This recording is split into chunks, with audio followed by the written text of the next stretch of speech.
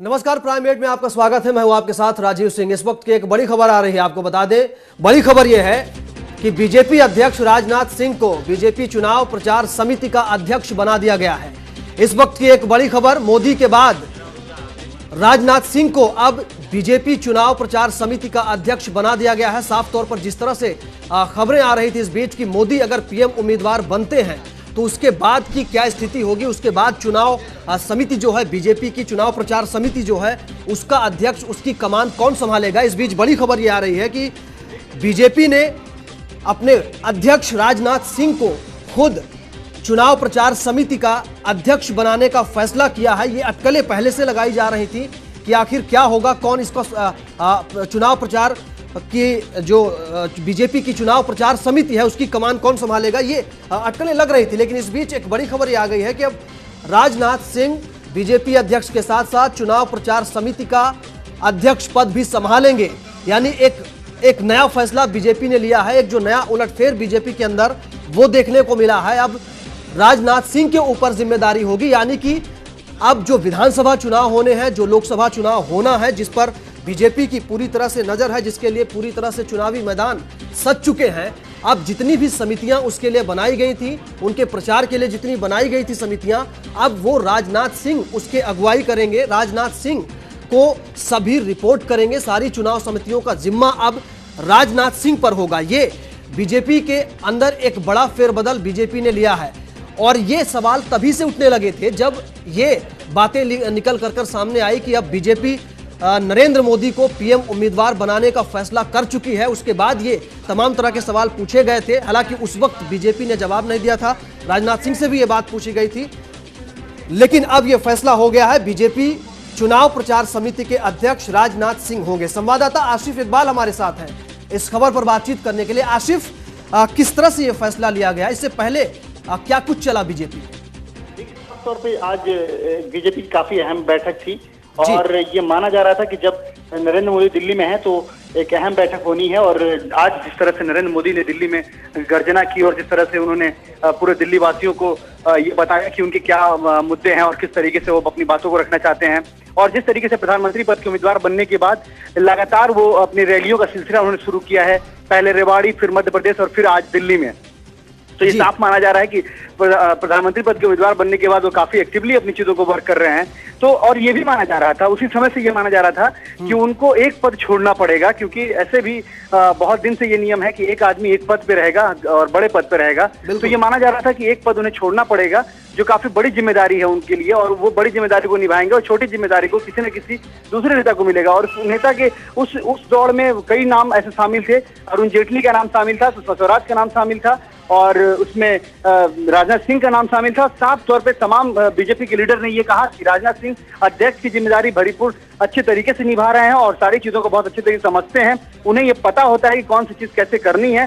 तो इसलिए प्रचार समिति की भी कमान उन्हीं को दे देनी चाहिए और वो इस बात का निर्धारण करेंगे कि कैसे कैसे नरेंद्र मोदी को आगे बढ़ाना है। नरेंद्र मोदी के लिए अब ये कह सकते हैं कि तमाम बीजेपी के लीडर हमारी जिनसे बात हुई है वो साफ तौर पर कह रहे हैं कि ये जोड़ी कृष्ण और अर्जुन की जोड़ी बन रही है। साफ तौर पे वो उनके सारथी बनना चाहते हैं और उन्हें आगे मार्गदर्शन करना चाहते हैं। राजनाथ सिंह ने भी अपनी भूमिका इसी तरीके से निभाई है, क्योंकि वो अध्यक्ष हैं और अध्यक्ष के नाते ही उन्होंने नरेंद्र मोदी को इतना बड़ा सिरमौर बनाया, इतनी बड़ी जिम्मेदारी दी, और वो राजनाथ सिंह के अध्यक्ष होते हुए हुआ। तो अब ये माना जा रहा है कि राजनाथ सिंह और नरेंद्र मोदी दोनों मिलकर इस बीजेपी की नैया को खेवना चाहते हैं, बीजेपी की नैया को पार लगाना चाहते हैं। और इसीलिए आज एक बड़ा फैसला हुआ दिल्ली की इस रैली के बाद कि राजनाथ सिंह को चुनाव प्रचार समिति का जिम्मेदारी दे दी जाए और वो अपनी जिम्मेदारी को निर्वहन अच्छे तरीके से करें। जी बिल्कुल, एक बड़ा फैसला बीजेपी ने जरूर लिया है। लेकिन इससे पहले क्या कुछ चला आसिफ? जिस तरह से चर्चाएं ये भी आ रही थी कि सुषमा स्वराज को ये पद सौंपा जा सकता है, उनको ये जिम्मेदारी दी जा सकती है, अरुण जेटली को भी रेस में माना जा रहा था। इससे पहले किस तरह की चर्चा बनी? आम सहमति से राजनाथ सिंह का नाम चुन लिया गया इसके लिए? देखिए, बिल्कुल सीधी बात है कि जिस तरीके से नरेंद्र मोदी के नाम को लेकर, प्रधानमंत्री पद के उम्मीदवार के नाम को लेकर भी सहमति बन गई थी। सिर्फ लाल कृष्ण आडवाणी थोड़े नाराज नजर आ रहे थे, उनको भी बाद में राजनाथ सिंह ने मनाया और तमाम लोगों ने मनाया और साफ तौर पे अब वो नाराजगी दूर हो चुकी है। ठीक वैसे ही अब ये माना जा रहा था कि जब चुनाव प्रचार समिति की कमान दी जाए तो वो भी किसी जिम्मेदार व्यक्ति को दी जाए जो इन तमाम जिम्मेदारियों को अच्छे से निभा सके। क्योंकि देखिए, इससे पहले जिस आदमी को ये जिम्मेदारी दी गई थी वो काफी अहम माना जाता है बीजेपी में, और वो नाम है नरेंद्र मोदी का। नरेंद्र मोदी को जब चुनाव प्रचार समिति की कमान दी गई थी तो उसके बाद ही अचानक चुनाव प्रचार की, आप कह सकते हैं कि प्रचार समिति की काफी बड़ी जिम्मेदारी संभालने के बाद नरेंद्र मोदी ने आनंद फानन में बहुत सारी कमेटियां बनाई, उसके मीटिंग करी, उसके लगातार उसको दौरों का विवरण दिया। तो साफ तौर पर यह माना जा रहा था कि नरेंद्र मोदी के आने से बीजेपी को जो नई ऊर्जा और नई स्फूर्ति मिली है उसका निर्वहन अच्छे तरीके से करेंगे। लेकिन फिर उन्हें और बड़ी जिम्मेदारी दे दी गई और उन्हें प्रधानमंत्री पद का उम्मीदवार बना दिया गया, जो कि नरेंद्र मोदी की बहुत एक बड़ी लालसा मानी जाती है, एक बड़ी ख्वाहिश मानी जाती है, जिसको पूरा करने के लिए वो काफी आगे बढ़ रहे हैं। और उसी तरीके से आप समझ सकते हैं कि अब राजनाथ सिंह को जिम्मेदारी दी गई है। देखना दिलचस्प होगा कि राजनाथ सिंह अपनी जिम्मेदारियों का निर्वहन किस तरीके से करते हैं। चलिए, बहुत शुक्रिया आपका इस तमाम जानकारी के लिए। संवाददाता आसिफ इकबाल हमारे साथ थे। राजनाथ बीजेपी चुनाव समिति के नए अध्यक्ष बन गए हैं। मोदी के बाद अब ये पद, ये जिम्मेदारी राजनाथ सिंह संभालेंगे, यानी कि जो तमाम अटकलें थी वो खत्म हो गई। बीजेपी ने अब चुनाव प्रचार समिति की कमान भी राजनाथ सिंह को सौंप दी है।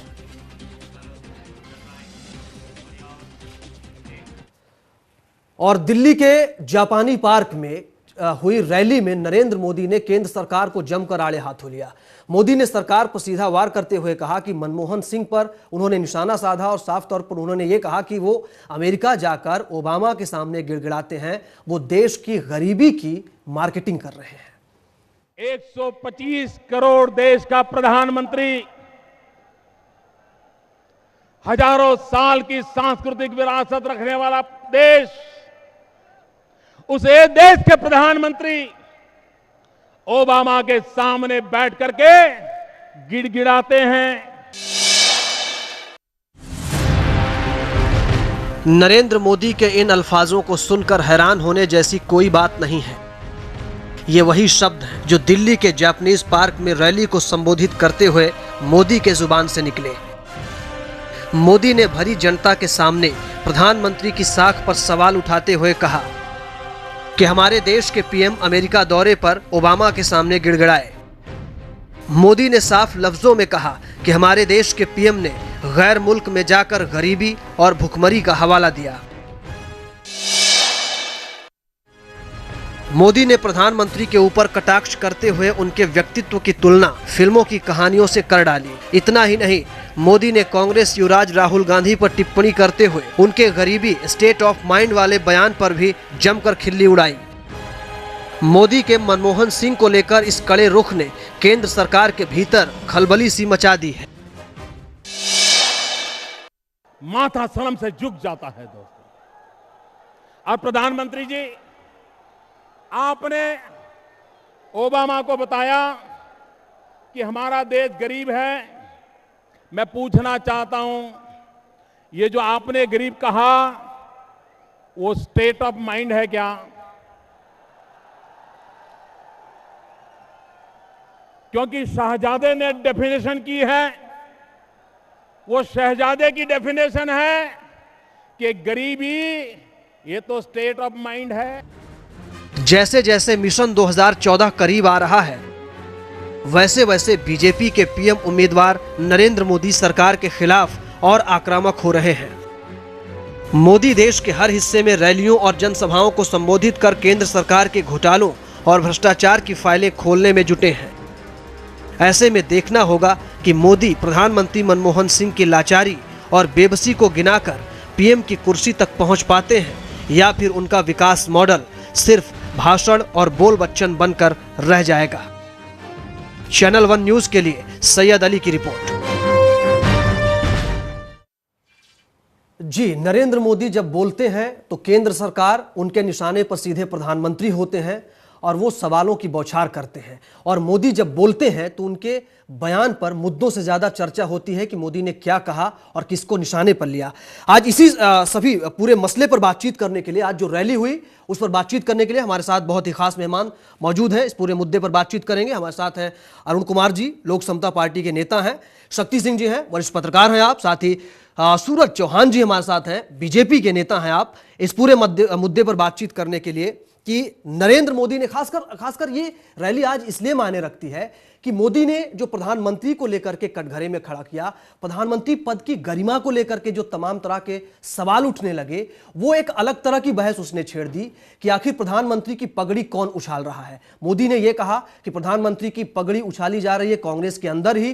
कांग्रेस ने तुरंत पलटवार यह किया कि वो मोदी खुद पगड़ी उछाल रहे हैं। हमारे साथ सूरज चौहान जी हैं, शुरुआत में उन्हीं से करूंगा। नेता बीजेपी हैं आप, इसलिए बेहतर बताएंगे कि इस रैली में मोदी ने जो आज कहा, अगर सवाल मैं यहां से शुरू करूं कि ये पगड़ी कौन उछाल रहा है, किस तरह से कहेंगे आप, आपकी प्रतिक्रिया? सूरज, ये पगड़ी जो है ये कांग्रेस उछाल रही है जी, ठीक है। कांग्रेस के युवराज उछाल रहे हैं। उनको प्रधानमंत्री पद की गरिमा का ख्याल नहीं है। उनको ये ध्यान रखना चाहिए कि वो प्रधानमंत्री केवल कांग्रेस के नहीं हैं, वो पूरे देश के हैं ठीक है। उनको इस बात का ध्यान रखना चाहिए कि जो भी वो कह रहे हैं उसके साथ पूरे देश का सम्मान जुड़ा हुआ है। प्रधानमंत्री की गरिमा को, पद को ठेस पहुंचती है जी। इस बात को उनको भली भांति से याद रखना चाहिए। एक अध्यादेश जो कांग्रेस लेके आती है, उसी अध्यादेश का वो उसके अगेंस्ट बात करते हैं, उसको गलत साबित करते हैं, उसको बकवास कहते हैं, निरर्थक कहते हैं, ये पूर्णतः अनुचित है। उनको ध्यान में रख के बात करनी चाहिए जी। किसी भी स्थिति में। प्रधानमंत्री पद एक गरिमापूर्ण पद है, उस पद की गरिमा को बनाए रखना चाहिए। इस गरिमा को बनाने की जिम्मेदारी तो सभी दलों की है जी। जिस तरह से उस पद की गरिमा को लेकर के सवाल उठने लगे, जिस तरह से नरेंद्र मोदी निशाना साधते हैं, अगर कांग्रेस के अंदर से हुआ भी तो इसका क्या मतलब यह बनता है कि बीजेपी भी उसी भाषा में पलटवार करे? बीजेपी ने कोई इस तरह की बात नहीं की। नरेंद्र मोदी ने बहुत ही सभ्य अंदाज में बताया है कि जो कुछ कांग्रेस पार्टी कर रही है, कांग्रेस के युवराज कर रहे हैं, ये उनको नहीं करना चाहिए, शोभा नहीं देता है जी। सबसे बड़ी पार्टी है देश में ठीक, उसके पश्चात उस पार्टी का शासन है जी। शासन करने, और उसी पार्टी के युवराज ये कहते हैं कि देश का जो अध्यादेश लाया गया वो गलत है जी। पूरी तरह से। आपको क्या लगता है कि ये अध्यादेश जो लाया गया ये राहुल गांधी की अनुपस्थिति में था या उनको इसकी जानकारी नहीं थी? ये पूरी तरह से गलत है जी। आज की जो रैली हुई वो पूरी तरह से सुव्यवस्थित ऐतिहासिक रैली थी ठीक। इस रैली में जो नरेंद्र भाई मोदी जी ने जो कहा जी। वह एक एक वाक्य पूरी तरह से सत्य है, तथ्यों पर आधारित है। और इस रैली को देखने के बाद कांग्रेस को यह समझ जाना चाहिए कि अब बदलाव का समय आ चुका है। जनता ने पूरी तरह से कांग्रेस को नकार दिया है और कांग्रेस पार्टी के अब चुने हुए दिन बच गए हैं जी। चलिए, कई तरह के नहीं, मोदी ने कई तरह की बातें की। उन्होंने जो कहा है उनके बयान में, उनके वक्तव्य में एक मुद्दे नहीं होते हैं, क्षेत्रीय से लेकर अंतर्राष्ट्रीय मुद्दे तक होते हैं। पीएम पद के उम्मीदवार हैं बीजेपी के, शायद इसलिए उनके सीधे निशाने पर प्रधानमंत्री होते हैं। हमारे साथ शक्ति सिंह जी हैं, पत्रकार हैं आप। किस तरह से शक्ति सिंह जी, आज जो रैली हुई है बाकी रैलियों की तुलना की जाए, अगर सवाल यह किया जाए जिस तरह से प्रधानमंत्री पद की गरिमा को, मैं एक एक मुद्दों पर आऊंगा, तमाम मुद्दे हैं, बहुत सारे डिस्कशन के मुद्दे हैं, मैं चाहता हूं कि पूरा टाइम मैं आपको दूं और उस पर तफ्तीश से बात हो पाए। लेकिन शुरुआत इसलिए मैंने इस मुद्दे से की है क्योंकि उस पर कांग्रेस ने तुरंत पलटवार किया है। प्रधानमंत्री पद की गरिमा को लेकर के, जिस तरह से अध्यादेश को लेकर राहुल गांधी की प्रतिक्रिया आई, नॉनसेंस कहा फाड़ कर फेंक देना चाहिए, और अब मोदी का बयान, किस तरह से देखते हैं आप इसको? देखिए, दिल्ली से मोदी जी बोल रहे थे जी। और उनको पूरे देश को मैसेज देना था। और जब से वो प्रधानमंत्री पद के दावेदार घोषित किए गए हैं बीजेपी की तरफ से, उनकी ये सबसे बड़ी रैली थी और महत्वपूर्ण रैली थी। और इस रैली में नरेंद्र मोदी ने यूपीए सरकार, उसके मुखिया और कांग्रेस पार्टी पर जमकर निशाना साधा है जी। और उनको साधना भी चाहिए, वो क्योंकि अपने आप को प्रधानमंत्री का दावेदार बता रहे हैं। हाँ, तो उसमें कोई विपक्ष अपनी जिम्मेदारी भी समझता है। हाँ, राजनीतिक तौर पे कोई उसमें दिक्कत नहीं है।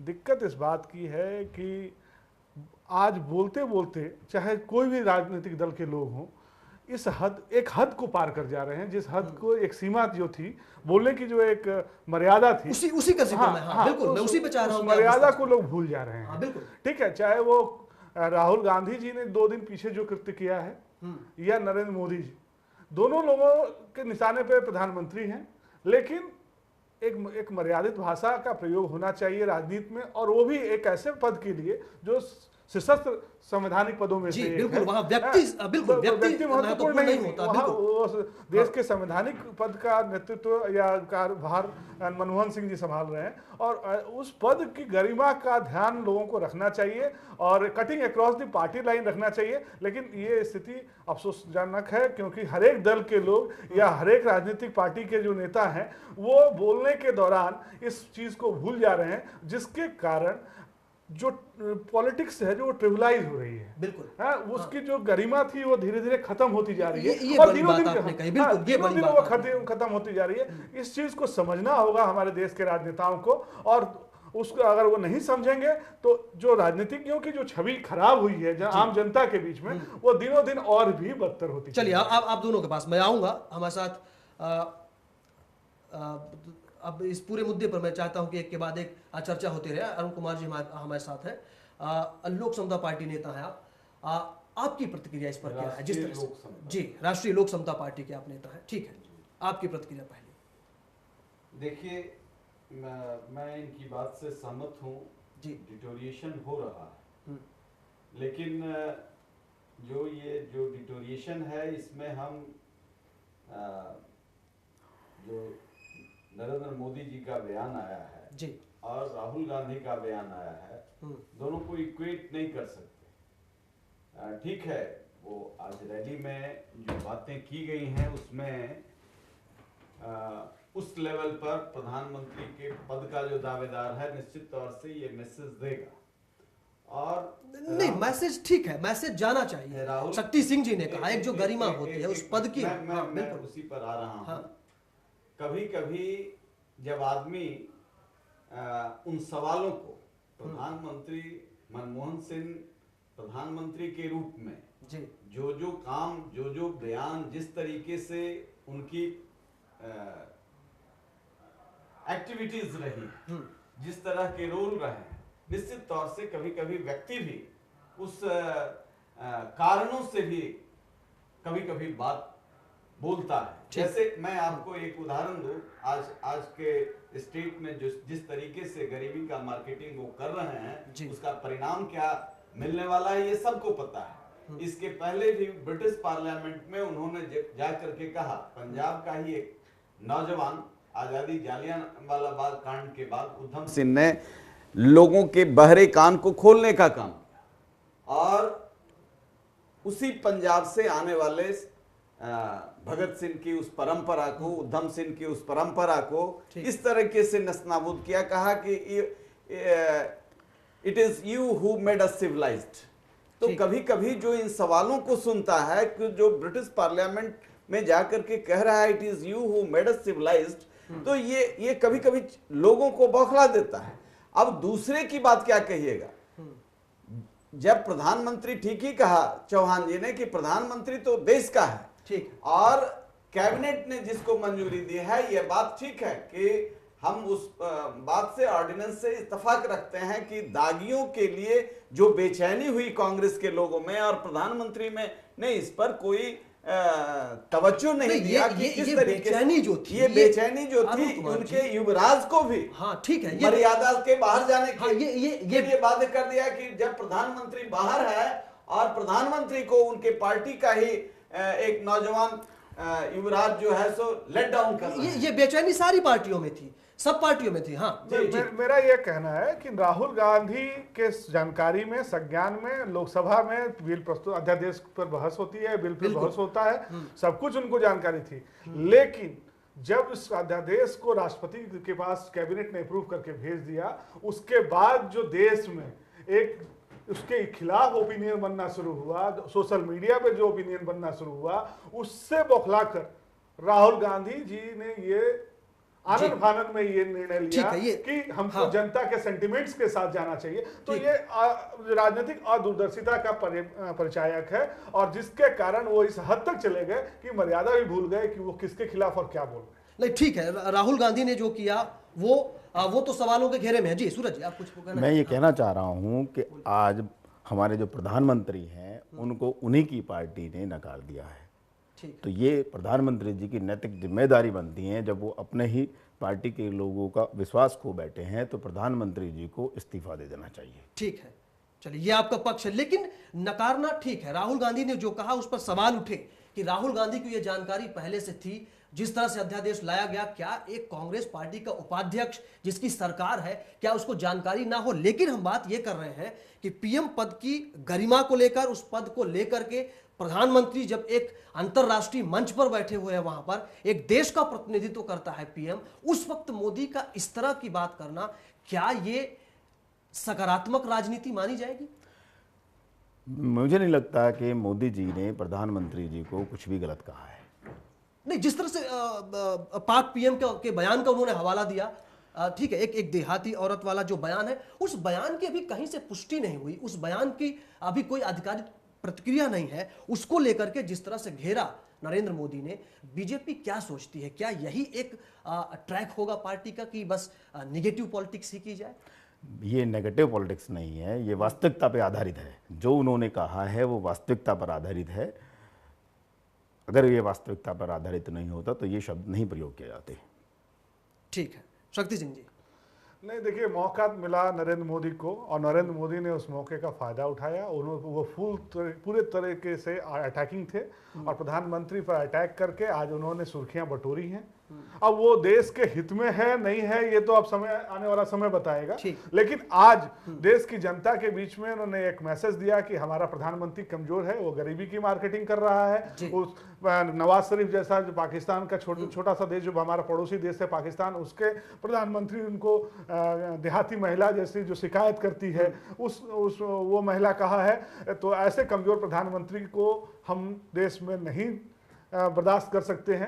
एक मैसेज देना था, उन्होंने फुल अटैकिंग मोड में जाकर इस मैसेज को दिया है और भाजपा के लोगों ने उस मैसेज से बहुत सारी चीजों को डिराइव भी किया होगा, लेकिन अंतर्राष्ट्रीय पटल पे इसका एक नेगेटिव और गलत संदेश असर पड़ेगा। उसी की मैं बात कर रहा था। आप सबसे मैं बातचीत जारी रखूंगा, तमाम मुद्दे हैं। एक छोटा सा ब्रेक लेने का यहाँ पर वक्त है, लेकिन ब्रेक से लौटेंगे तो हम बात करेंगे नवाज शरीफ पीएम प्रधानमंत्री जो पाकिस्तान के हैं और प्रधानमंत्री मनमोहन सिंह के बीच जो मुलाकात हुई उसके क्या मायने हैं। इस मुलाकात को लेकर के भारत में जिस तरह की राजनीति हुई उसको लेकर के भी हम बातचीत करेंगे। छोटा सा ब्रेक के बाद तुम लौटते हैं।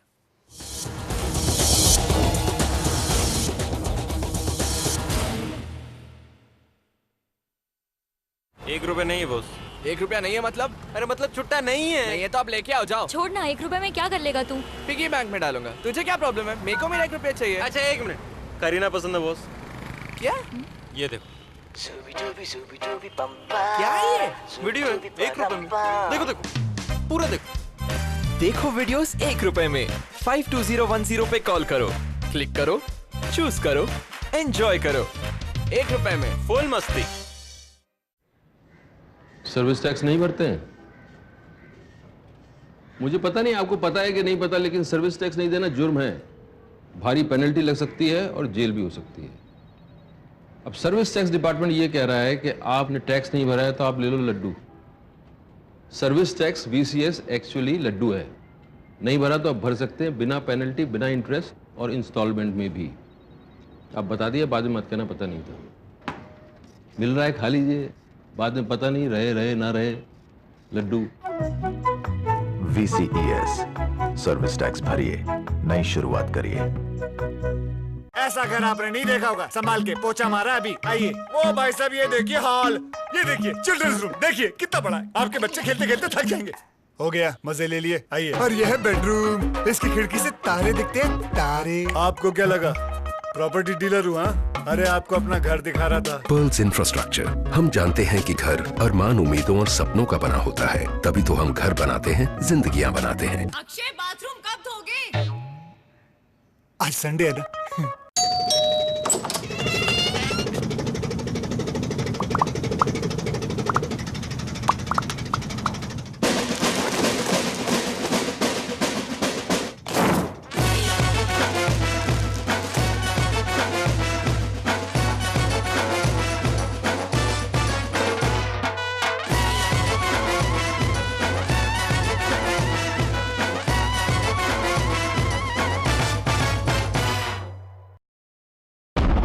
सगों से भी सगा है तू, अपना परिवार है। आज और कल दोनों हमने तेरे साथ देखे हैं। तू चले जब साथ तो खुशी के ठिकाने मिलते हैं। वन टच पावर स्टार्ट, शानदार माइलेज वाला APDV इंजन जो दुनिया की नंबर 1 बाइक चुने, यही कहे सगों से भी सगा है। हीरो स्प्लेंडर, लगे ऐसा फैमिली जैसा।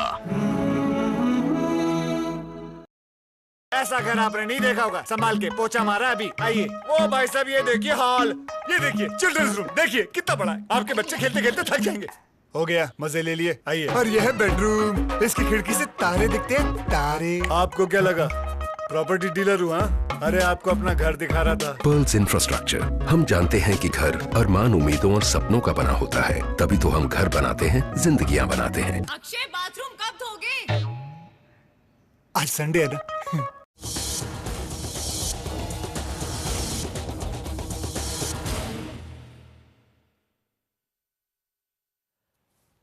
ब्रेक के बाद स्वागत है आपका प्राइमेट में। हम लगातार बातचीत कर रहे हैं जो मोदी की रैली हुई उसको लेकर के। हमारे साथ एक नए मेहमान जुड़ गए हैं, फजल इमाम मलिक साहब, वरिष्ठ पत्रकार हैं आप।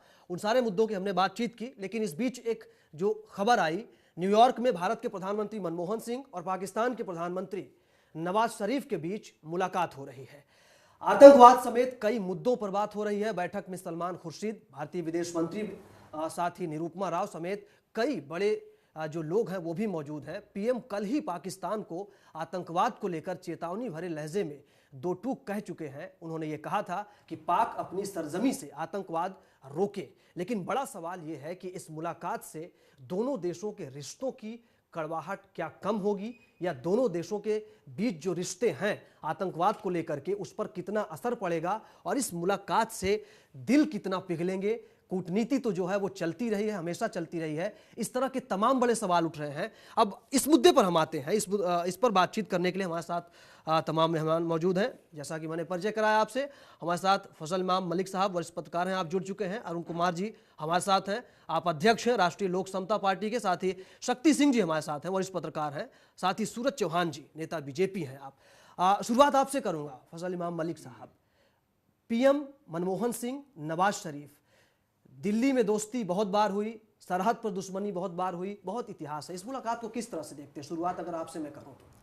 नहीं, मुलाकात देखिए, संवाद तो होने चाहिए, लेकिन संवाद किस तरह के होने चाहिए ये ज़रूरी ये है क्योंकि पिछले कुछ महीनों में जिस तरह की कड़वाहट दोनों देशों के बीच पनपी है, तो उसे देखते हुए लगता है, और कल जिस तरह से प्रधानमंत्री का स्टैंड था, अच्छा लगा कि कम से कम उन्होंने आतंकवाद के लिए पाकिस्तान को उस यूएनओ में बात की। तो एक संदेश देने की कोशिश ज़रूर है, लेकिन ये संदेश कई स्तर पर देने चाहिए और कई तरीके से देने चाहिए। अब बातचीत में किस तरह के मसले पे बातचीत होगी, ये तो अभी जब दोनों का साझा प्रेस कॉन्फ्रेंस होगा या कुछ इस तरह की बातचीत, तभी ये बातें सामने आएंगी। लेकिन जाहिर है कि कश्मीर जैसे मसले पर बातचीत बार बार होगी, क्योंकि कश्मीर एक ऐसा मुद्दा है जिसे पाकिस्तान हर हाल में बुझाना चाहता है, और कश्मीर हमारा जो इंटीग्रल पार्ट है, जो हमारी, उसे लेके वो जिस तरह की चिंता पाकिस्तान जताता रहा है, तो पाकिस्तान के लिए कश्मीर एक मुद्दा है, कश्मीर को वो उछालना चाहेगा। लेकिन मनमोहन सिंह इसे किस तरह से टैकल करते ये देखना चाहिए। कूटनीतिक जिस चीज़ का जिक्र आपने किया वो बहुत इसमें महत्वपूर्ण रहती है। तो संवाद होने चाहिए, लेकिन संवाद के साथ साथ ये भी ज़रूरी है कि जिस तरह सरहदों पर जिस तरह से हो रहे हैं वो भी नहीं होनी चाहिए। आप देख रहे हैं जो हालात हमारे मुल्क में पिछले दिनों बने, उसे लेकर खास कर चार दिन पहले जिस तरह की घटनाएं हुई, क्योंकि राजनीति का खेल अलग तरह का होता है। आप देखिए कि राजनीति, आप आतंकवाद की घटनाएं होती है, राजनीतिक दलों की पर आऊंगा मैं। हाँ, लेकिन एक चीज खाली बता दे रहा हूं, यहाँ पर उठता है कि भारत का क्या स्टैंड रहने वाला है, भारत का क्या स्टैंड होना चाहिए। हालांकि बहुत ज्यादा इस उम्मीद से, इस मुलाकात से उम्मीदें नहीं है, लेकिन जो भारत का स्टैंड है, अगर उसकी मैं बात करूं तो आप उस पर क्या कहेंगे? नहीं, भारत का स्टैंड तो जाहिर है कि जिस आतंकवाद की बात कल जो यूएनओ में कही, उस पर ज़रूर फोकस करेंगे मनमोहन सिंह कि आतंकवाद के जो वहाँ अड्डे हैं, आतंकवाद जो वहाँ से प्रायोजित आतंकवाद है, उसको ख़त्म होना ज़रूरी है। लेकिन ये किस तरह से कितनी दूर तक ये बात जाएगी, क्योंकि पाकिस्तान बार बार इस बात को झुटलाता रहा है। हम जिस तरह से देते हैं, वहाँ की मीडिया, वहाँ के लोग, वहाँ के इस तरह वो सारे लोग इसको झुटलाते रहे हैं। खास क्योंकि 2-3 पाकिस्तान को लेकर राजीव जी एक चीज़ बहुत महत्वपूर्ण कही जाती रही है कि वो 3 A के जरिए चलती है, अल्लाह, अमेरिका और आर्मी। तो बहुत- आर्मी बहुत का अहम रोल, बात है, तो बिल्कुल। आर्मी का रोल जो है वहाँ बहुत महत्वपूर्ण हो जाता है, खासकर इन सारी गतिविधियों के पीछे। लेकिन चूंकि देखिए, मैं राजनीति की बात करूँ, राजनीतिक दल जिस तरह से हो हल्ला मचाते हैं, वो कहते हैं कि रिश्ता खत्म कर लेना चाहिए जब भी इस तरह की घटनाएं होते हैं। लेकिन अभी अभी भारत का एक संसदीय दल प्रतिनिधिमंडल जाता है, उसमें सारे दल में जो भाजपा के भी हैं, निर्दलीय कांग्रेस के भी हैं, बीएसपी के, तो आप एक तरफ तो कहते हैं कि रिश्तों को खत्म करना चाहिए, लेकिन आप वहां जाते हैं, आप भी जाते हैं वहां, बिल्कुल। तो दो तरह की चीजें नहीं होनी चाहिए। अगर रिश्ते खत्म होने चाहिए तो आपको भी उसी तरह का रवैया अपनाना चाहिए। ठीक है, ये राजनीति की बात करेंगे। बीजेपी का जो स्टैंड है, बीजेपी के नेता हमारे साथ सूरज चौहान जी मौजूद है, बेहतर वही बताएंगे जो राजनीति हो रही है। मैं आऊंगा, आप दोनों मेहमानों के पास आऊंगा इसको लेकर के। बीजेपी का जो जिस तरह से आरोप लगाती रही है कि नवाज शरीफ से बात नहीं होनी चाहिए, बीजेपी की जब सरकार आई, वाजपेयी जी पीएम बने, एनडीए की सरकार आई, वही सब हुआ, वही दौर चला। तो क्या इन चीजों पर लेकर के पार्टी के अंदर भी एकमत नहीं हो पा रहे हैं? हम पाकिस्तान से क्या उम्मीद करें कि पाकिस्तान हमारी बातें मानेगा? देखिए, उस समय की परिस्थितियों की अभी की परिस्थितियों से मेल नहीं खाती। उस वक्त परिस्थितियां दूसरी थी, अभी दूसरी हैं। क्या अभी जो परिस्थिति है, इन परिस्थितियों में जब वो हमारी सीमा के अंदर आकर हमारे लोगों को मिलिटेंट नहीं, सीमा के अंदर तो तब भी आए थे, कारगिल का युद्ध हुआ था। अभी उन्होंने 2 दिन पहले, हाँ, 2 दिन पहले जो हमारे साथ हमारे क्षेत्र में आके हमारे सेना पे जो अटैक्स किए हैं, वो पूरी तरह गलत था। और उसका विरोध करने के बजाय हम लोग वहां जाकर उनसे चर्चा कर रहे हैं। हम ऐसा लग रहा है कि हम उत्सुकता दिखा रहे हैं। नहीं, ठीक है, हमें इतना उत्सुक नहीं होना सूरज जी, चाहिए। मेरा सवाल ये, ठीक है, मेरा सिंपल सा सवाल ये है कि ठीक है, आप सब लोगों की प्रतिक्रिया जो है, मैं पार्टी नहीं बनना चाहता इस बहस का, लेकिन बीजेपी इस वक्त ये माहौल नहीं होना चाहिए। हमें प्राथमिकता नहीं, उत्सुकता नहीं होनी चाहिए हमारी तरफ से। लेकिन देश ये जानना चाहता है बीजेपी किस आधार पर इस मुलाकात का विरोध करती है, बीजेपी का स्टैंड क्या है? अटल बिहारी वाजपेयी जब पीएम बने, सबने देखा, कारगिल का युद्ध हुआ, लाहौर बस यात्रा, लाहौर गए अटल बिहारी वाजपेयी साहब। बीजेपी क्या सोचती है? बीजेपी किस स्टैंड पे विरोध करती है? अभी जो परिस्थितियां हैं, मैंने पहले भी कहा, और उस वक्त की परिस्थितियां बिल्कुल भिन्न हैं। उस वक्त और अब में बहुत फर्क आ चुका है। हम लोग कई बार पाकिस्तान को आजमा चुके हैं, वो बार बार पीठ में खंजर घोंपते हैं, और उनको बार बार हम लोग जो है वार्ता का जो है उत्सुक रहते हैं वार्ता के लिए। तो हम लोगों को जिस प्रकार से भारत में जन समुदाय इस वक्त पूरी तरह से इस वार्ता के अगेंस्ट है, वो चाहते हैं ये वार्ता इस वक्त नहीं हो, उचित प्लेटफॉर्म नहीं है। आप अपना स्टैंड रख सकते हैं, जन समुदाय अगेंस्ट है। एक चीज सूरज, राजीव जी यही कहते हैं कि सूरज जी कह रहे हैं कि बातचीत नहीं होनी चाहिए। आपके सांसद कीर्ति आजाद अभी 10 दिन पहले पाकिस्तान गए थे। क्यों जाते हैं फिर आप तमाम लोग राजनीतिक दलों को, जब आप चाहते हैं कि रिश्ता खत्म हो, बातचीत के मेज पर नहीं बैठे? तो सांसद तीसरी बार आप गए हैं। कीर्ति आजाद उस दल में शामिल थे, भाजपा के सांसद थे। मैं नाम ले सकता हूँ, मणिशंकर अय्यर के नेतृत्व में गई थी टीम, मोहम्मद अदीब थे, केसी त्यागी थे, और त्रिपाठी जी थे, और भी कई लोग थे। तो एक तरफ तो आप अगर बातचीत बंद करने चाहते हैं, हमें झुककर बात नहीं करनी चाहिए। मेरा कहने का मतलब ये है, अभी तो हम उत्सुकता दिखा रहे हैं, बात करनी चाहिए, बात करनी चाहिए, लेकिन उत्सुकता नहीं दिखानी चाहिए। ठीक है, उत्सुकता नहीं दिखानी चाहिए हमें, जिस प्रकार से हम उत्सुक हो रहे हैं। शक्ति सिंह जी कुछ कहना चाह रहे हैं जी। नहीं, मैं सूरज जी को याद दिलाना चाहता हूँ, जिनके पार्टी के सबसे स्टालवर्ट लीडर और पूर्व प्रधानमंत्री अटल बिहारी वाजपेयी जब पीएम थे, तो उन्होंने कहा था, एक बड़ा रिमार्केबल लाइन कहा था कि you can choose your friends but you can not change your neighbours. जी, तो ये सच्चाई है कि पाकिस्तान हमारा पड़ोसी देश है, और साउथ एशिया में अगर हम शांति चाहते हैं तो हमको पाकिस्तान के साथ वार्ता करनी पड़ेगी। ठीक है, ये कोई परिस्थिति, सूरज जी मैं आपको याद दिला दूं या बता दूं कि कोई परिस्थिति में बदलाव नहीं आया है। तनाव सीमा पर हमेशा से बना रहता है, इन्फिल्ट्रेशन हमेशा होते हैं, आतंकवादी गतिविधियों को भारत में पाकिस्तान के सरजमी से हवा दी जाती रही है, दी जाती रहती है, वहाँ से ही वो फंडेड हैं और स्पॉन्सर्ड हैं। तो अगर हमें चाहिए कि साउथ एशिया में शांति कायम रहे, तो भारत पाकिस्तान को शांति वार्ता में अपने को इन्वॉल्व रखना चाहिए। अब ये दिगर बात है कि किस टर्म्स पे बात होगी जी, उसी की जो ट्रस्ट डेफिसिट, वो ट्रस्ट डेफिसिट। अब देखिए, मैं एक चीज याद दिला दूं कि नवाज शरीफ जो हैं वहां के प्रधानमंत्री चुन तो लिए गए हैं, लेकिन अभी भी वो बहुत ही ताकत उनके या बहुत ही नहीं, पावर्स नहीं सेना है। के साथ लगातार नहीं, और वो जो है वो बहुत ही इंडिपेंडेंट निर्णय नहीं ले सकते हैं बहुत सारी चीजों में आज भी, क्योंकि खुद वो उनका देश आतंकवाद की भीषण आग में झुलस रहा है, और वहाँ जो अंदरूनी आतंकवाद है, जो वहाँ के लोग हैं जो कठमुल्लापन जो जिसको कहते हैं कट्टरपंथी आतंकवादी हैं, वो आज माने लगातार वहाँ पे बम धमाके किए जा रहे हैं और सरकार को डिस्टेबलाइज करने की कोशिश की जा रही है। तो नवाज शरीफ भी बहुत कुछ कर नहीं सकते हैं जब तक कि वहाँ बहुत सशक्त कोई लोकतांत्रिक व्यवस्था कायम ना हो जाए। तो ऐसे में अब एक चीज और मैं कहना चाहूंगा कि जो मीटिंग चल रही है दोनों प्रधानमंत्रियों के बीच में न्यूयॉर्क के अंदर, उसमें मुझे ये नहीं लगता कि जिस परिस्थिति में ये वार्ता हो रही है उसमें कोई ज्वाइंट डिक्लेरेशन आएगा, क्योंकि क्योंकि पाकिस्तान जो है वो कश्मीर के मुद्दे को हाईलाइट करने पे आमदा है और भारत पाकिस्तान प्रायोजित आतंकवाद को लेकर चिंतित है। तो ऐसे में जो है बहुत कुछ सार्थक निकल कर आता हुआ मुझे नहीं जी। उससे पहले एक जो माहौल बना इस बातचीत से, इस मुलाकात से पहले एक जो मीडिया में जिस तरह की खबरें आई, वो चाहे नवाज शरीफ का वो बयान हो प्रधानमंत्री के ऊपर, प्रधानमंत्री का ओबामा से मुलाकात करके पाकिस्तान को आतंकवाद का गढ़ बताने का बयान हो, उसको लेकर भी कहीं ना कहीं एक तनाव हुआ। अरुण कुमार जी हमारे साथ मौजूद है, राष्ट्रीय लोक समता पार्टी के आप अध्यक्ष हैं। अरुण कुमार जी, जिस तरह से माहौल बन रहा है और जो लगातार ये बातें हो रही हैं कि पाकिस्तान के साथ बात करके कोई नतीजा नहीं निकलेगा, लेकिन नतीजा निकालने के लिए, रिश्तों को सुधारने के लिए कुछ तो एक स्टैंड होना चाहिए भारत का, कम से कम भारत की तरफ से आपने एक जो टफ पॉलिसी है उसको लेकर सामने आना चाहिए। देखिए, बातें हम लोग जो होती है और यथार्थ है, जो जन भावना है और जो यथार्थ है उसमें अंतर होता है। ठीक है। आज की परिस्थिति में और कल की परिस्थिति में कोई बदलाव नहीं आया है। वो टेररिज्म वहाँ का केंद्र बिंदु है। आतंकवाद, ठीक ही कहा शक्ति सिंह जी ने कि उससे तो पाकिस्तान खुद झेल रहा है। 66 वर्षों की आज़ादी के दौरान पाकिस्तान में कोई कंजिक्यूटिव 5 इयर्स जमहूरियत की सरकार रही ही नहीं।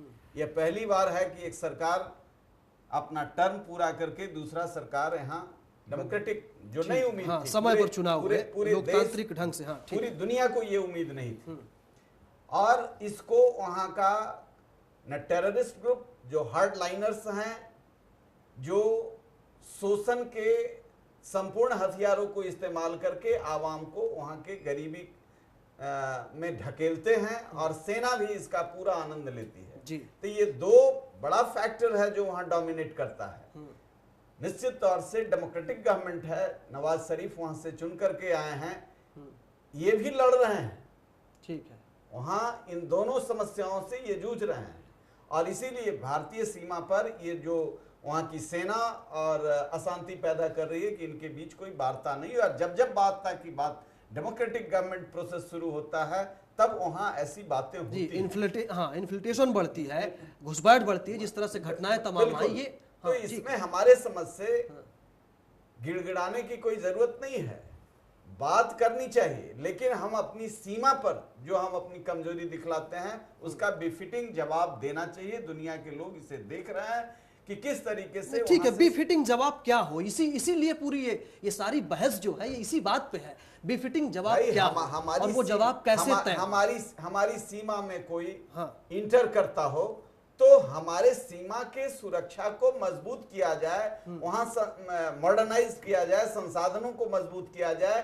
ये तरीका है कि ऐसा थोड़ा है कि 125 करोड़ की आबादी है, इतना बड़ा, और दुनिया में सबसे मजबूत आर्मी यहाँ की है, सेकेंड वर्ल्ड वॉर में भी प्रूव कर चुका है। तो आज वैसे सवालों से हम जूझ रहे हैं, तो नेतृत्व के कमजोरी के वजह से ही, चाहे हम 62 का युद्ध जो है उसमें हम पीछे हटे हैं, या फिर संकल्प शक्ति मिसेस गांधी में था 71 के वॉर में इसने दिखला दिया। वही देश वही, इसलिए युद्ध क्या राजनीतिक उस तरीके के लिए जिन परिस्थितियों की बात कर रहे हैं, वो परिस्थितियां भी बदल गई हैं। युद्ध की बात मैं नहीं कर रहा हूं, ठीक है, मैं कह रहा हूं कि सीमा हमारा इतना मजबूत हो, हमारे आर्मी का इतना मनोबल मजबूत हो, उसे पॉलिटिकल इंटरफेरेंस से डिस्करेज, डिमोरलाइज नहीं किया जाए। यह बिल्कुल। बड़ा फैक्टर है हाँ, ये जिसकी बात वजह आपने से ठीक कही। हम इस रोने को परिस्थिति में खड़े होते चलिए हैं। आप दोनों हैं। और संवाद कभी भी लेकिन वो किसी तभी भी- संभव है कभी जब भी हमारा किसी भी प्रधानमंत्री परिस्थिति में- मजबूत हो। किसी भी मजबूत परिस्थिति में वह प्रधानमंत्री मजबूती का होना- मतलब भी होना है। बता दीजिए, लोगों को मजबूती का मतलब भी बता दीजिए कि क्या युद्ध का ऐलान कर दिया जाए या फिर किस तरह की मजबूती। देखिए अभी नहीं, हमारे पॉलिसी नहीं, एक जो डिप्लोमेसी की बात है, एक जो फॉरेन पॉलिसी की बात है, वो तो अटल जी के समय में भी बहुत ज्यादा परिवर्तित नहीं हुई, तो उस मजबूती का मतलब बताइए हमें। अभी जो सरकार है वो आतंकवाद के मुद्दे पर पूरी तरह से विफल रही है, भ्रष्टाचार पूरी तरह से विफल रही है, महंगाई के मुद्दों पर पूरी तरह से विफल रही है। ठीक। इन सब चीज़ों को कंट्रोल में करने के लिए एक मजबूत प्रधानमंत्री की आवश्यकता है देश में, जो कि हम केवल नरेंद्र भाई मोदी के नाम से ही पूरी हो। ठीक है, आपने तो प्रधानमंत्री बना ही लिया अपना। हाँ, देखिए आता हूँ मैं आपके नहीं आपके पास में। एक मिनट में मैं कहना चाहता हूँ, मजबूत कोई शरीर से नहीं होता है, उसी मजबूती इरादों से का मतलब मजबूत नहीं, होता है। आपने उस मजबूती का मतलब नहीं बताया। इरादों से मजबूत होता है। उसी मजबूती की मैं बात कर रहा हूँ। वही मजबूती की मैं बात कर रहा हूँ कि चाहे एनडीए की सरकार रही हो, चाहे यूपीए की सरकार रही हो, आतंकवादियों के साथ जो घुटना टेकने की परंपरा रही है, इससे मनोबल बढ़ा है। हम बिफिटिंग जवाब उस समय दिए रहते, हम आतंकवादियों के कहने पर हम आत्मसमर्पण नहीं करते, तो आज दुनिया में यह सवाल खड़ा नहीं होता। भारत जो यह राजनीतिक इच्छा शक्ति का प्रदर्शन किया है, वह कमजोरी किया है। निश्चित तौर से हमारा नेतृत्व वर्ग इतना मजबूत होना चाहिए कि हम चाहे जितना खोएं, हम समझौता नहीं करेंगे, घुटना नहीं टेकेंगे, हम आतंकवादियों के बदले में आतंकवादी छोड़ेंगे, ऐसा काम नहीं। ठीक है, हाँ, उस पहलू को हमें बात करना, बहुत देर से अफजल इमाम मलिक साहब सुन रहे हैं। मैं इस चीज पर आना चाहता हूं कि पाकिस्तान की जो परिस्थिति है, नवाज शरीफ जब पीएम बने इस बार, इस कार्यकाल के समय, अभी जैसे अभी कुछ महीने हुए हैं उनको प्रधानमंत्री बने हुए, जिस तरह से सेना ने, फजल इमाम मलिक साहब, जिस तरह से सेना ने तल्ख रुख अपनाया है, जिस तरह से भारत को लेकर के एक जो प्रायोरिटी निर्धारित करने की बात होती है, भारत पाकिस्तान को फर्स्ट प्रायोरिटी के देश में शामिल करता है, पाकिस्तान की तरफ से ये रिस्पांस नहीं है, तो क्या नवाज शरीफ इस हालत में है कि मनमोहन सिंह से ये मुलाकात करते हुए कुछ सकारात्मक वो जवाब दे पाए या सकारात्मक कदम उठा पाए? नहीं, ये सिर्फ संवाद हो रहा है, इससे कोई सकारात्मक चीजें निकल के सामने आएंगी। उसी संवाद का एक बैकग्राउंड बन संवाद, चूंकि संवाद होनी चाहिए बार बार, चूंकि संवाद से ही हो सकता है कई चीजें सामने आए, लेकिन एक संवाद होनी चाहिए। चूंकि पाकिस्तान की बुनियाद की बात करें राजीव जी, तो पाकिस्तान की बुनियाद हिंदुस्तान विरोध पे टिकी हुई है, भारत विरोध उसके मूल में है। ये सारी, तो जब तक भारत विरोध मूल में रहेगा तो ये सारी समस्या चूंकि वही से होती है। बाकी और कई चीज़ें, चूँकि पाकिस्तान की अगर इंटरनल बातें करें, आप वहाँ की चीज़ें देखें तो पाकिस्तान की हालत ऐसी है कि वहाँ राजनीतिक दलों पर भी संकट है। मेरे कई लोग वहाँ से आए, अभी बात हुई उनसे कि वहाँ राजनीतिक दलों का एक पैरेलल ऐसा संगठन चलता है जो हथियारों से लैस रहता है अपनी। जैसे आप MQM के अल्ताफ साहब लंदन में है, भागे हुए, जिस दिन आ जाएंगे उनको मार दिया जाएगा। तहरीक-ए-तालिबान ने अभी कहा है कि ना हथियार छोड़ेंगे ना समझौता। तो वहाँ एक पैरेलल है, राजनीतिक दलों का एक पैरेलल ऐसा जमायत होती है जो हथियारों से लैस होता है। और हथियारों की बात पे मैं और राजीव वहाँ बताऊं कि वहाँ जिस तरह से आलू प्याज सब्जी यहाँ बिकते हैं, वहाँ हथियार बिकते हैं। और वो आप गन, मिनी गन्स, LML सब मिल जाएंगे वहाँ, आपको मशीन गन्स मिल जाएंगे। वहाँ यह है कि आप अगर 20,000 रुपये की कीमत है, 2,000 रुपये अगर और दे दीजिए तो वो आपको आपके घर में पहुँचा देंगे। तो इस तरह से खुलेआम वहाँ हथियारों की बिक्री होती है। तो वहाँ की स्थिति ऐसी है कि वहाँ राजनीतिक दलों का अपना संकट भी है। उस संकट से जूझने के लिए कई वो भारत की तरफ सारी चीज़ों को रुख मोड़ देते हैं। तो ये सारी चीज़ें ऐसे में चूँकि सेना का वहाँ वर्चस्व, अरुण जी ने अच्छी बात कही कि हमारे यहाँ सबसे बड़ी चीज़ है कि नेतृत्व की इच्छा शक्ति की कमी। ये इच्छा शक्ति चूँकि अभी तक इंदिरा गांधी के अलावा और किसी ने नहीं दिखाया, जिसका उल्लेख 1971 में हम लोगों ने देखा किस तरह से बांग्लादेश बना। वो चाहे आप चौहान साहब बार बार कह रहे हैं कि प्रधानमंत्री, पूरा चौहान साहब ने तो बताई, बीजेपी ने बता दिया है, पूरा देश इस मसले पर मिसेस गांधी के साथ थे, अटल बिहारी वाजपेयी भी इस मसले पर साथ थे, जयप्रकाश जी भी साथ थे, इंदिरा गांधी का अकेला का नहीं था, लेकिन उनकी इच्छा शक्ति के साथ देश खड़ा था। और उन्होंने, अरुण जी अगर याद हो तो अमेरिका को भी जब 7वें बेड़े की बात हुई थी तो उन्होंने चेतावनी अमेरिका का कि 7वां बेड़ा आ रहा है, तो इंदिरा गांधी ने कहा कि जो आना है आने दो, हमें जो करना है वो करेंगे। तो ये महत्वपूर्ण बात है। जो अंतर्राष्ट्रीय मामलों की समझ जिनके पास है वो ये जानते हैं कि देखिए हम सक्षम हैं पाकिस्तान को हैंडल करने के लिए, लेकिन सबसे बड़ी दिक्कत क्या है कि जो सर्वोच्च गुहार लगाने की जो संस्था जो है यूएन और अमेरिका है, वहां जाकर हम बहुत सारी चीज़ों पर समझौता करने के लिए तैयार हो जाते हैं, जो कि एक समस्या का जड़ है। मैं ये जानना चाहता हूं कि जो कोई भी प्रधानमंत्री आएगा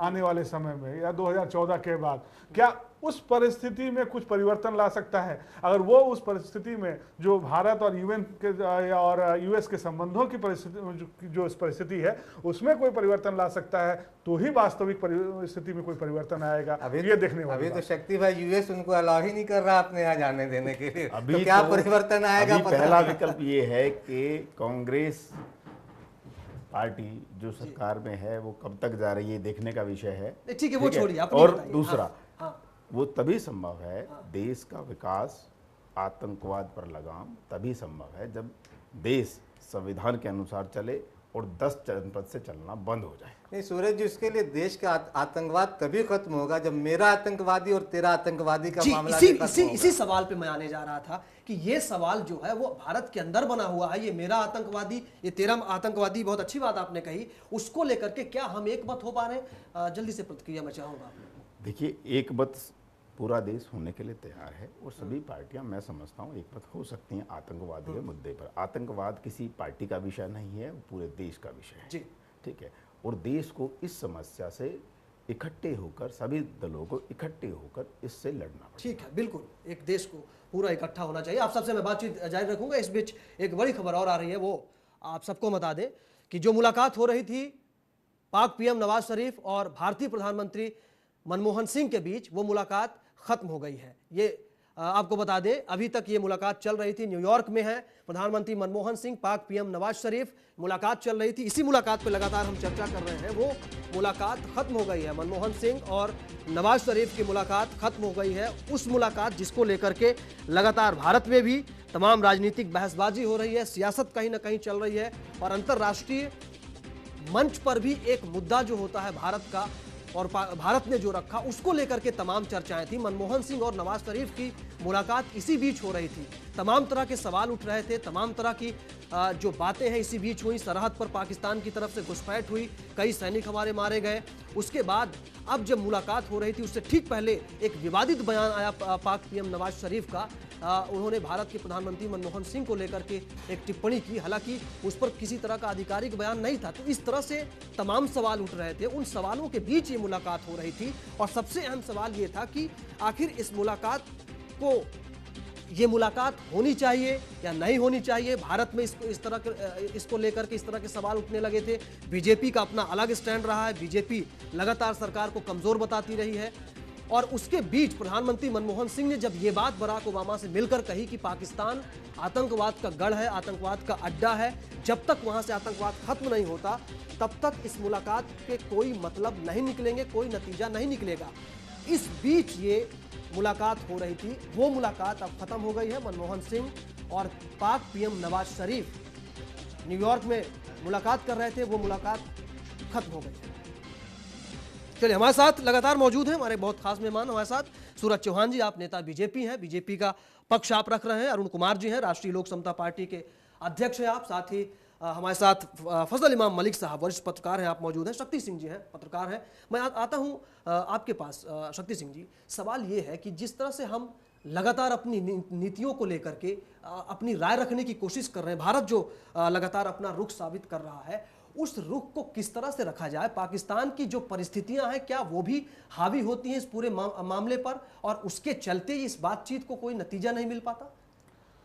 निश्चित तौर पे, क्योंकि पाकिस्तान, जैसा कि फजल इमाम साहब ने कहा अपने बयान में, कि पाकिस्तान की जो अंदरूनी दिक्कतें हैं और उन समस्याओं को जो माने ज्यादा मुखर ना हो, इसलिए वो उसको जो है वो भारत की तरफ डाइवर्ट करते हैं और जिसका नतीजा ये होता है कि कोई भी रचनात्मक या नीतिगत जो भी कार्यक्रम है वो नहीं चल पाते हैं।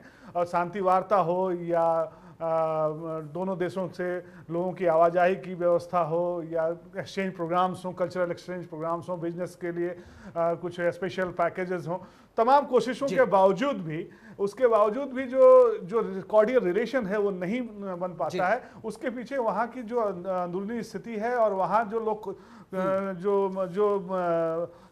जो सत्ता के पीछे से चीजों को कंट्रोल करते हैं, उनकी मंशा यही होती है कि आप सबको बहुत शुक्रिया जी, समय की कमी है। सारी चीजों के बावजूद हमारे बीजेपी के मित्र भी अभी प्याज पाकिस्तान से मंगवा के खा रहे हैं। प्याज ये अजब समय की कमी है, समय की कमी है। आप सभी मेहमानों का बहुत शुक्रिया। फजल इमाम मलिक साहब, आप वरिष्ठ पत्रकार हैं। अरुण कुमार जी, आपका भी शुक्रिया। शक्ति सिंह जी, सूरज चौहान जी, आप सभी का बहुत शुक्रिया हमारे साथ जुड़ने के लिए। बहुत अच्छी बहस होने की उम्मीद थी, बहुत अच्छी बहस हुई। इस समय आपको सीधा लेकर चलते हैं हम आपको न्यूयॉर्क, जहां